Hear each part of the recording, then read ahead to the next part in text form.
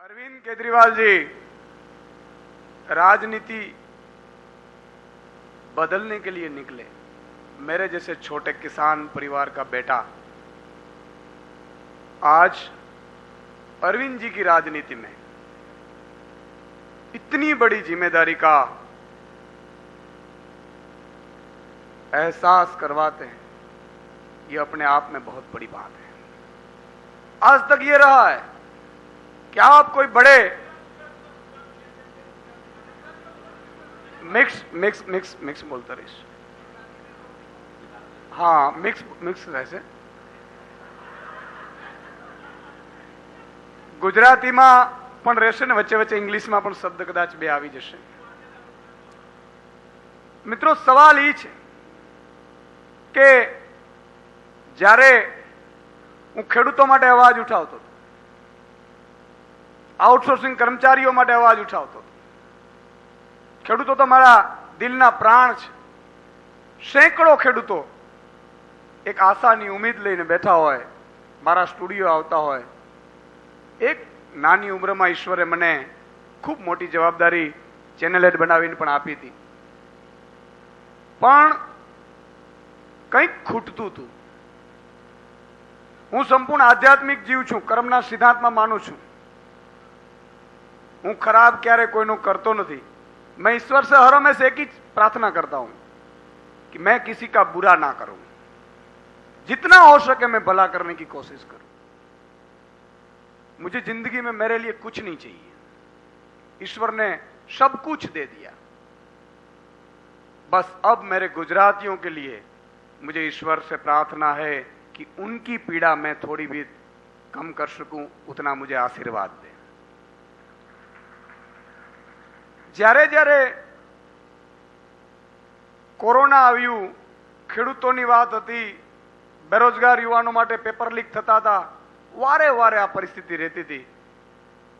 અને એક દિવસ મને એવું લાગ્યું કે ઈશ્વરે મને કંઈક વધારે કહેવાનું, કારણ કે હું સેફ નોકરી હતી, સ્ટુડિયોમાં નોકરી હતી। સ્વાભાવિક તौर પર તમે શો પૂરો કરીને જવાબદારીમાંથી છટકી જાઓ।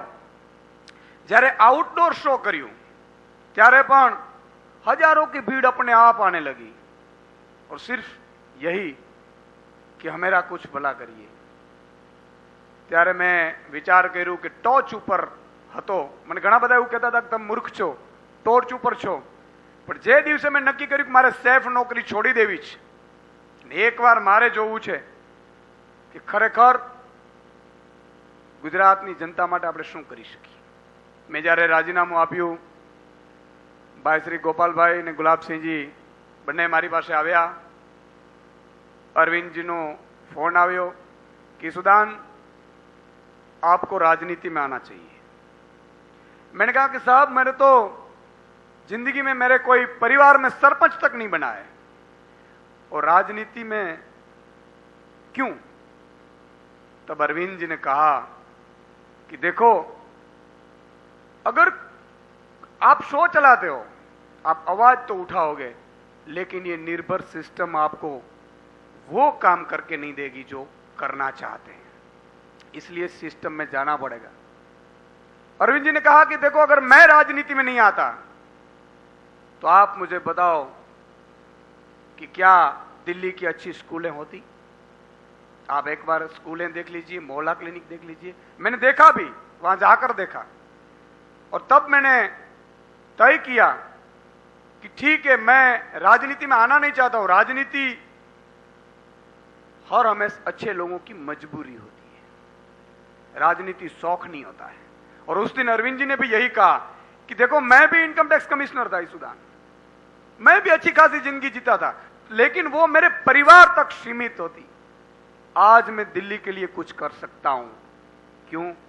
महिलाएं के लिए बस सुविधा फ्री कर सकता हूं, अच्छे बच्चे पढ़ते हैं। एक ऑटो वाला बच्चा जब पढ़ के बहुत बड़ा बनता है तो मुझे कितना आशीर्वाद मिलते होंगे।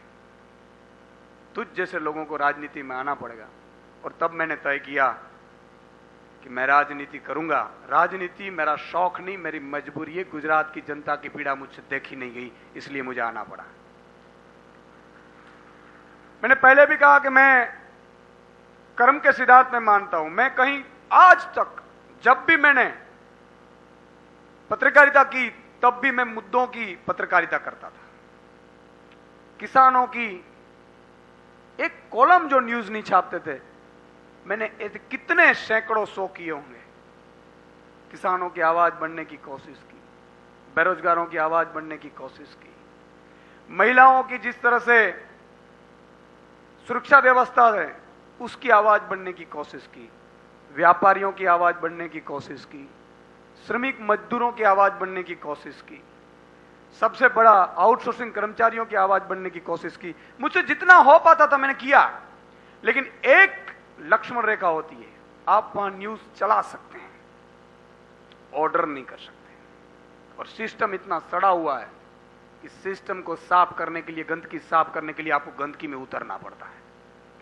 और तब मुझे अरविंद जी ने कहा कि देखो, गंदगी अगर साफ करनी है तो आपको कीचड़ में उतरना पड़ेगा, चाहे आपको जो भी लोग गालियां दे, मुझे भी देते हैं, लेकिन ये लोग जो गालियां देते हैं ना, वो पॉलिटिकल पार्टी वाले होते हैं। जनता कभी गालियां नहीं देती, वो तो सिर पे बिठाती है। मुझे भी दिल्ली में देख लीजिए आप। और तब मैंने तय किया कि मैं राजनीति में आऊंगा। आज मेरी माता जी यहां बैठी है। मैं सामान्य किसान परिवार में से आता हूं। मेरा छोटा सा गांव है। मैं पढ़ा लिखा, मेरे बापूजी ने मुझे बहुत पढ़ाया। मेरा बापूजी माताजी के भक्त थे। नवरात्रि के 9 दिन वो पूरे माताजी के मंदिर में बैठकर दिया जलाकर 9 दिन सालों से प्रार्थना करते थे। और उनके जाने के बाद जब उनकी डेथ हुई तब उन्होंने कहा था, मैंने तो तब भी तय कर लिया था, मैं रिजाइन रखकर चला गया था, मुझे मेरे पापा की सेवा करनी है। लेकिन उस दिन एक दिन उन्होंने मुझे कहा, तुझे वापस जाना, गांव से तुझे वापस अहमदाबाद जाना है। मैंने कहा कि मैं बापूजी जाऊंगा, मैंने रिजाइन रखा है, वो एक्सेप्ट नहीं किया है, मैं छुट्टी पे हूं। जब उनकी देहांत हुई तब उन्होंने कहा कि तुझे वापस जाना है, मुझे वचन दे।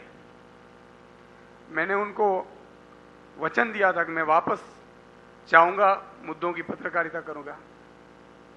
और आज मैं उनको मिस करता हूं, लेकिन उनका आशीर्वाद मेरे पे हर हमेश है।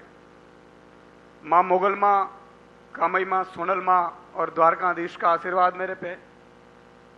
मुझे पता नहीं दोस्तों, लेकिन कोई ऐसी अदृश्य शक्ति है जो मुझे सपोर्ट कर रही है। मैं साधारण सा लड़का हूं। मैंने कहा कि पत्रकारिता आने के बावजूद एक शो इतना चले कि लाखों लोग आपको प्यार करें, यह कभी हो नहीं सकता, लेकिन यह हुआ।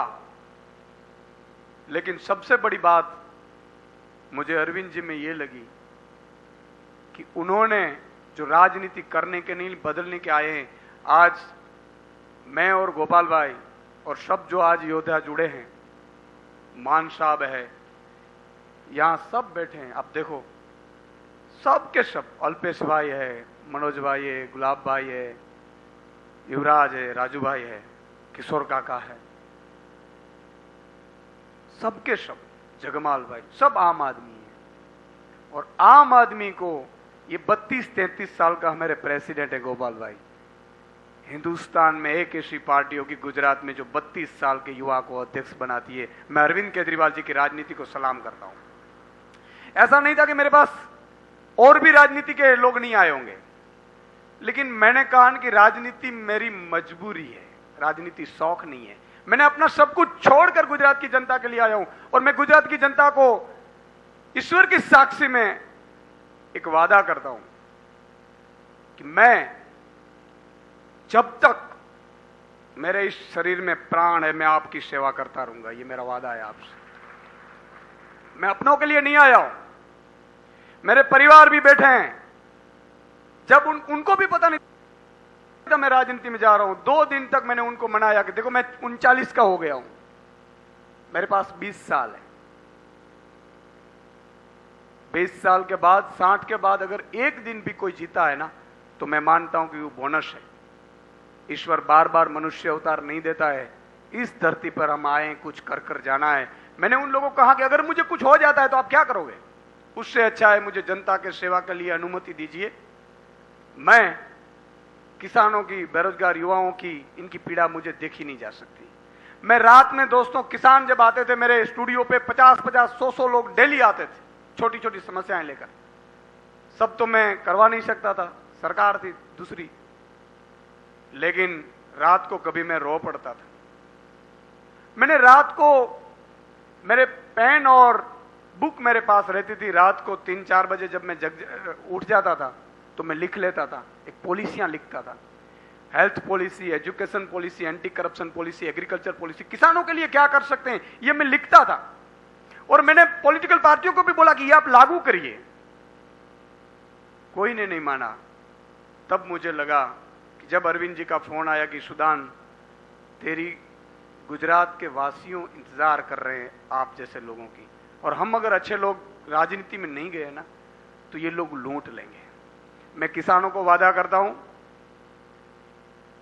कि आपका भाई आपके लिए अब तक टीवी में आवाज उठाता था। अगर ईश्वर ने कहा, ईश्वर ने चाहा, माताजी ने चाहा और एक किसान पूरे गुजरात के एक हो गए और आपने वोटिंग की, व्यापारियों, आपको भी मैं कहता हूं, आपने व्यापारी बनकर वोटिंग की, बेरोजगार युवाओं अगर बेरोजगार युवा बनकर वोटिंग की, महिलाएं, माता बहन, बेटियां, अगर माता बहन बेटियां बनकर दोनों पक्ष को भूलकर आम आदमी के लिए वोटिंग की, मैं आपको आश्वासन देता हूं कि 75 साल में अगर गुजरात में कुछ नहीं हुआ है, अगर ये 5 साल में अरविंद जी की अगुवाई में जो कर कर ना दिखाऊं तो मैं राजनीति छोड़ दूंगा। आपको मैं ये गारंटी देता हूं।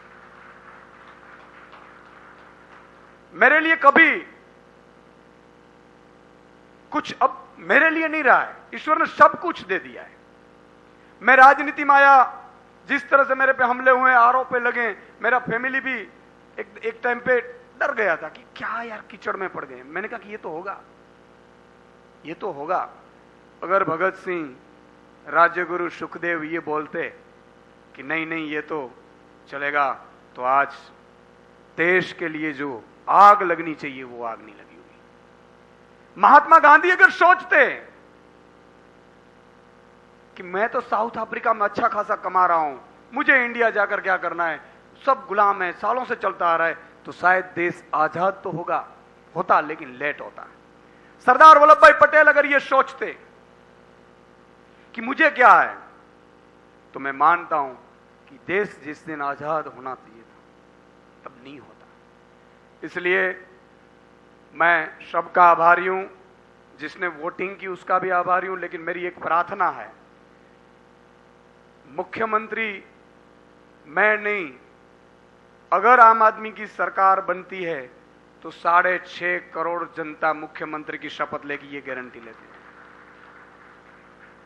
और अरविंद जी एक ऐसे नेता है हिंदुस्तान में, काम की राजनीति से वोट मांगते हैं, भ्रमित मत होना। अरविंद जी को गालियां देते हैं, मुझे गालियां देते हैं, गोपाल भाई को देते हैं लोग, पॉलिटिकल पार्टी वाले, उससे कोई फर्क नहीं पड़ रहा है।